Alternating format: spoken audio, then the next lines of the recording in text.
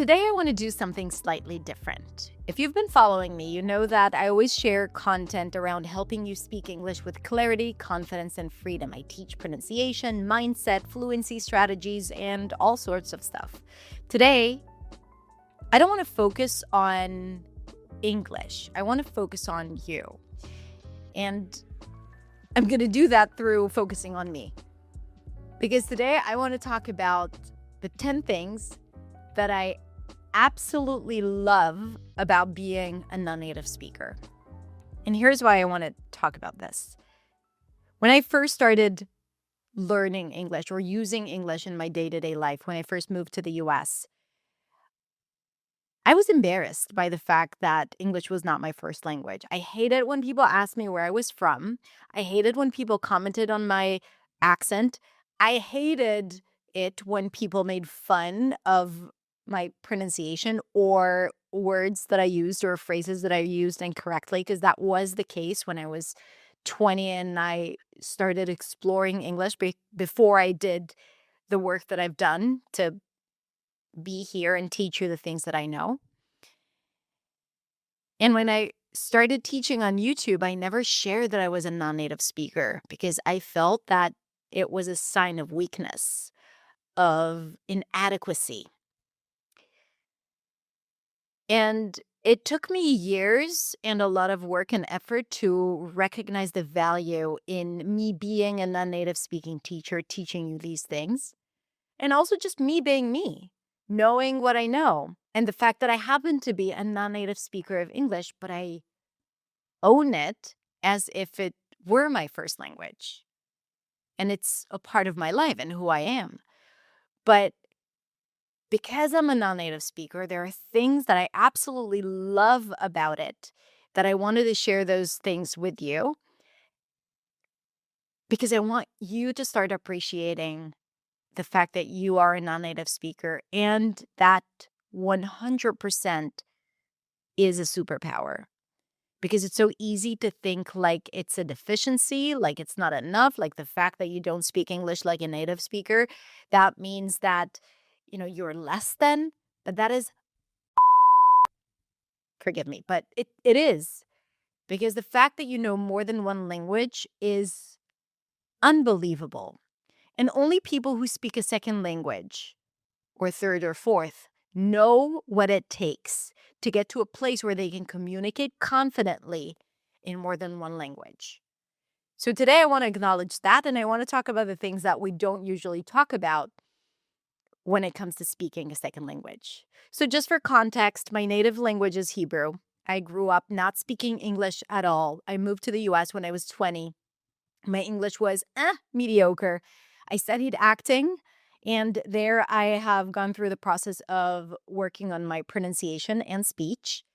And ever since, I've been teaching and working in English, and I absolutely love it. And now I've been living in Barcelona for the past 2 years, so I'm also learning Spanish. I'm not fluent in Spanish yet. I understand well. I can speak, but this is a journey that I'm undertaking. So I will mostly refer to my experience being a bilingual speaker when it comes to English, English being my second language, but also as a humbled learner trying to get confident in Spanish.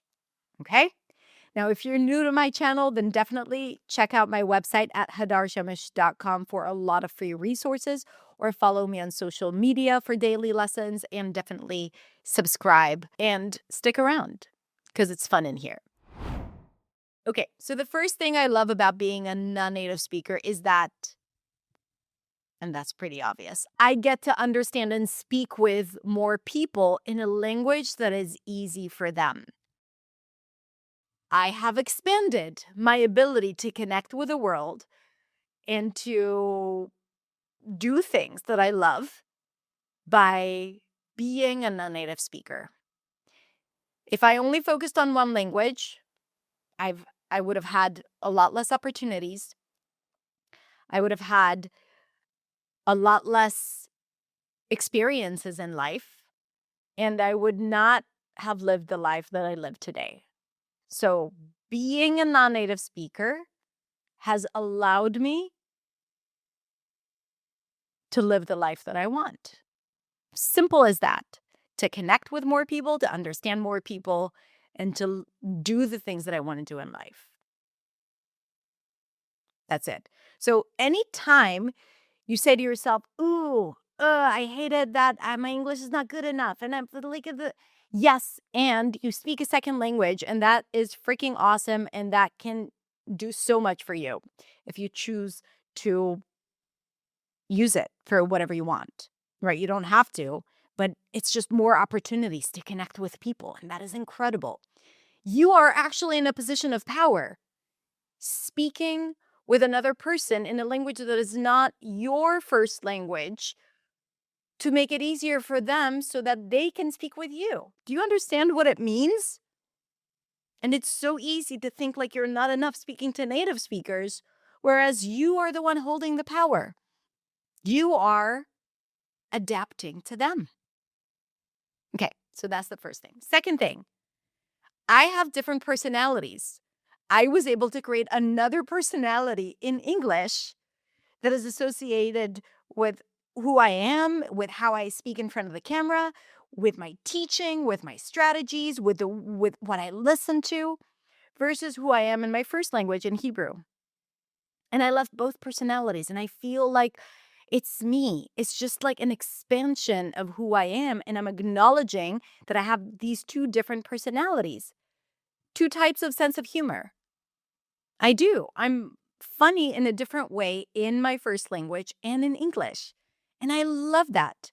I love it that I can do it. It wasn't always like that. And I needed to build it up and build confidence, clearly. But where I am now and where I believe you can be, and maybe a lot of you already are, you just need to acknowledge it, is that having feeling differently in each language is not necessarily bad. It's something that you can think of as an advantage. You can be more brave, more courageous, more outspoken, more loud in English, for example, versus how you are in your first language. Funny in a different way, more sarcastic, right? Or maybe it's the other way around. In your first language, you get to be all of those things that you get to be in your first language. And in English, maybe you are more polite, more sensitive, more of a listener. So it's not necessarily that you are different, it's that you are expanded and you have those two parts in you that are fully expressed, each in its own language. Now, I also feel like I have two different voices, three, if I'm thinking about Spanish as well. I do. I have my voice in Hebrew, I have my voice in English that you know already, and I have my voice in Spanish. And at first, I felt like it wasn't ideal, but I actually love it. Like, I don't feel like it's different. I feel like it's in the frequency of the language and how people speak around me. And I get to have that. And most people have just one voice. And I'm okay with that. I'm okay with exploring my voice in different ways. And also how I use my voice is different because intonation is different in all three languages. So in one, I could be more monotone and lower in pitch. In another one, I'm a lot more versatile. And in the third one, well, I'm still exploring that, so I'm not going to go into that. Another reason why I love being a non-native speaker is that I get to be creative without feeling guilty. I'm going to give you an example. My cousin is speaks English because she was born in the US, and we exchange a lot of voice memos, like really deep conversations. Like we coach each other, we share our experiences. I call them mini podcasts that we record to each other because of the time zone difference. We don't get to talk a lot over the phone. And sometimes I go into like this deep philosophical conversation with myself and her, recording myself. And I'm like, this is such a mess, grammatically, structurally. Like, I'm going in all different directions and I'm bringing in all my knowledge from all the languages that I speak. And I let myself be in that mess. And she's following me. So we already have our way of communicating. But the fact that I do it, I invent structures, I invent words, fully aware that I'm just inventing them, but I give myself permission to be creative because I can. I'm a non native speaker and I can do whatever I want. I don't feel guilty about it. And sometimes I acknowledge it. I was like, I just made that up, or I just invented a new structure, or I say it and then I say it again with the right structure and I'm building up towards it, but I don't feel like I need to be perfect in any way. And I love that.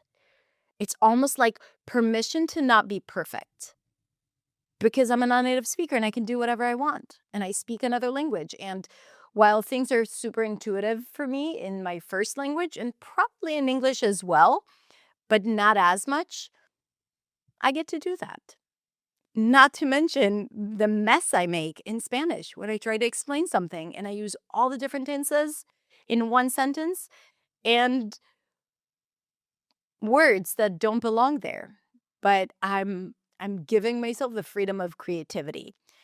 Now I'm talking about things that I love. Of course, it creates a whole side effect of shame and avoidance and also, like the fear of judgment and all of that. But we're not talking about that. We're just owning the fact that we get to be creative and we don't need to be perfect.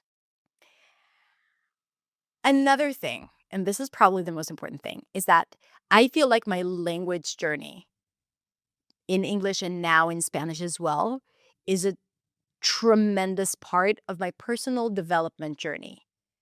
Learning a language is not just cognitive, it's not just linguistic. It's a behavioral shift that you need to go through to be able to believe that you can communicate. You have to face all your demons about speaking up and about your voice and about who you are. You have to be okay with judgment. You have to be okay with criticism. You have to be okay with not being perfect. You have to be okay with standing out and being different. All the things that we don't like as humans. And doing that in English and now doing that in Spanish, for me, Spanish is like sits on building a habit and being the person that I want to be and being a woman of integrity. Like I tell my students to do one thing and I want to be able to do those things consistently as well. And all of those things are in my head and they're helping me be a better person. So I always tell my students that the language learning journey is a personal development journey, and we have to overcome a lot of demons. And when we do that, learning English, for example, we can apply it on so many other things that we're doing in other areas of our lives. And I think that my business is the way it is because I've learned so much from showing up in English and being consistent and being determined. And the life that I have and the habits that I have are also the result of what I have created and built throughout my life, learning how to be a confident and clear speaker. So yeah, don't underestimate it and don't downplay it. You have to celebrate it and celebrate yourself and celebrate all that you've done because it is a lot. Another thing that I love about being a non-native speaker is having that deep understanding of others who speak and try to live and try to immerse in a second language. I feel my students in my body. I know how they think. I know how they feel because I have been there. I know what it's like to try to own English as a second language. And I think that learning English is different than learning other languages because there is this expectation that you need to know English, especially for immigrants. Like, oh, you need to speak English. It's a must. It could be very scary and crippling. Like, okay, like versus learning other languages where you're so appreciated and celebrated for even trying. This is what I feel now when I communicate in Spanish here. Well, I'm in Barcelona, so it's a little tricky because there's also Catalan. But I feel like even though I make a lot of mistakes, I am welcomed with a lot of appreciation for trying.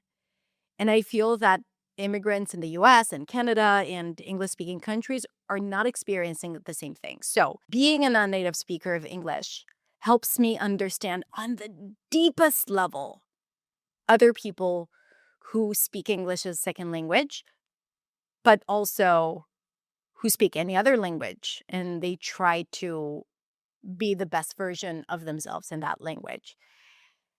And that affinity, that understanding is something that helps me connect to so many people without saying a word. And I love that. I love that about being a non-native speaker. I love that. I love that. I love that. It's a sense of community. It's a sense of connection that no one else gets if they're only speaking one language. No one can get that. And I see that in my community. I see that in beyond my English practice community where people connect and meet and it's almost like they get it. They get each other. And that is something that only non-native speakers have. Own it, my friend. Own it. Okay, another thing that I love is surprising people. For example, I could sit on the train and speak in English to a friend of mine, sounding the way I sound, and then hearing someone speak in my first language, in Hebrew, and like being able to understand that without them knowing that I speak their language as well.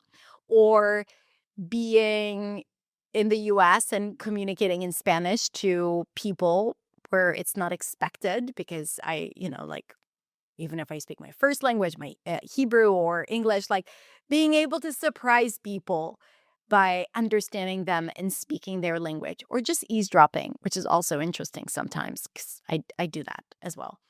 Uh, that's another great thing about being a non-native speaker. Another thing that I love, and I promise this list is not endless, uh, but I'll share all the things that I think you should acknowledge as well, is that whenever I learn something about how I am in my second language, in English, I learn more about how I am in my first language. So when I learn about intonation, pitch, and rhythm in English, I realize so many things about how I use those elements in my first language. And then when I started learning Spanish, that's the first thing I heard.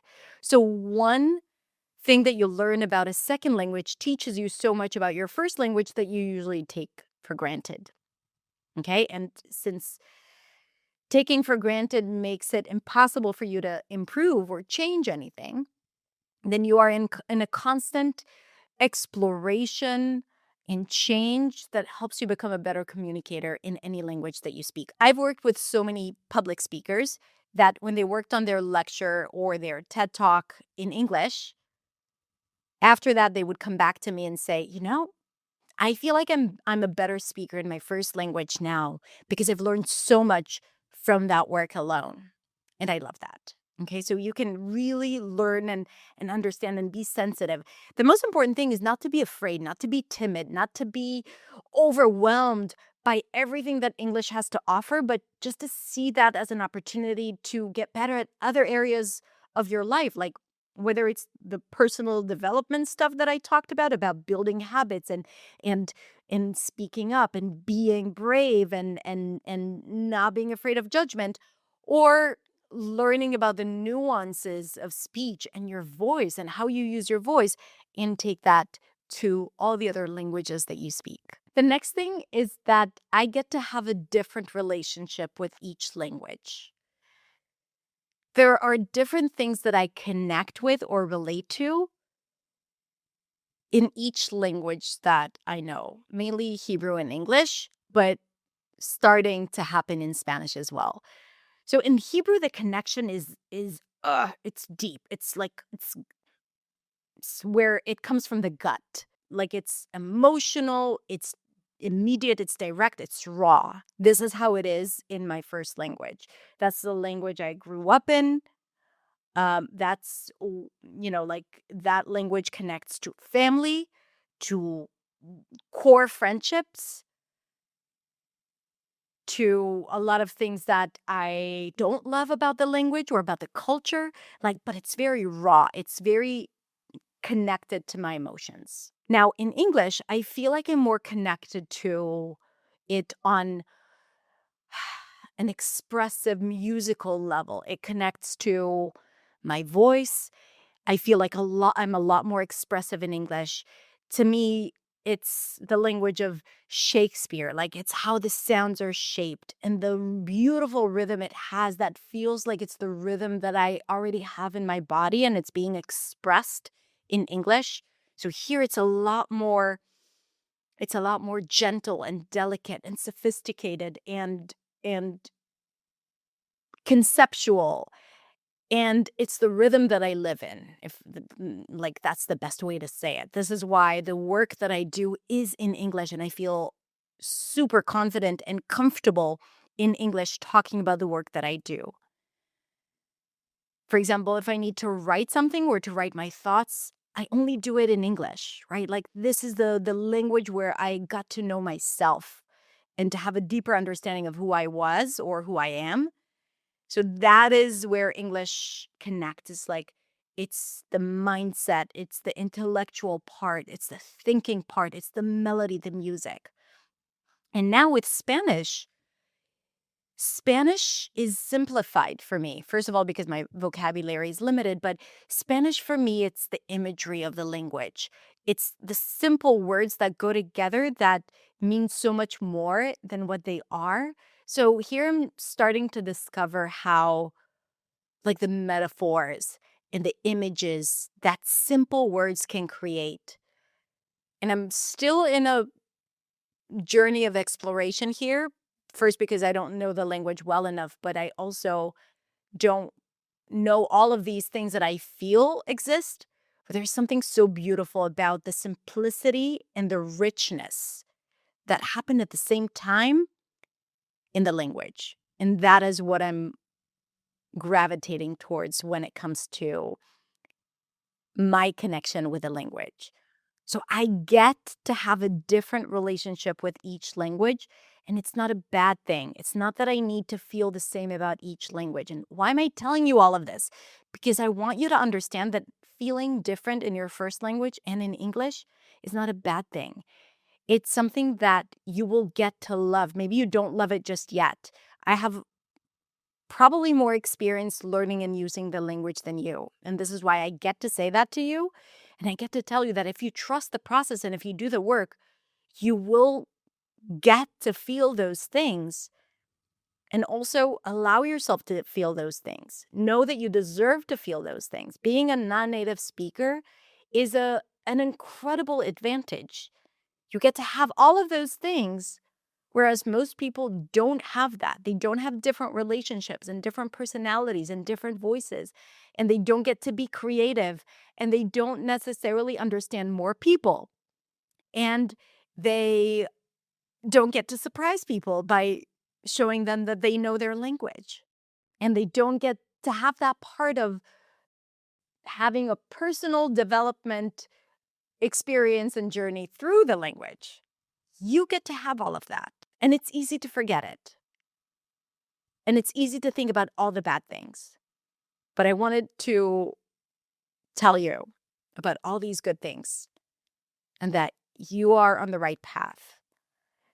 And sometimes it's just a matter of decision of saying, I'm owning this. I'm owning all the things that I feel and all the imperfections and all the creativity that sometimes people might criticize and say, oh, it's not correct. You made a mistake. But you get to speak in more than one language. And that alone is worth so much more than the negative impact of making a mistake. That's it. I thought you might needed to hear this. I don't know. I just think there is something that gets lost when we only talk about what we need to do and the strategy and the sounds and how to improve. Because the whole thing of being a speaker of more than one language is kind of remarkable. And I wanted to say that. Thank you for coming to my TED Talk. I'm kidding. Thank you for being here. Thank you so much for being a part of this community. And thank you for making this world a better place by learning another language and wanting to belong in it and for it to belong in you so that you could show up as the best version of yourself. Sending you all the love. and I'll see you in the next video. Bye.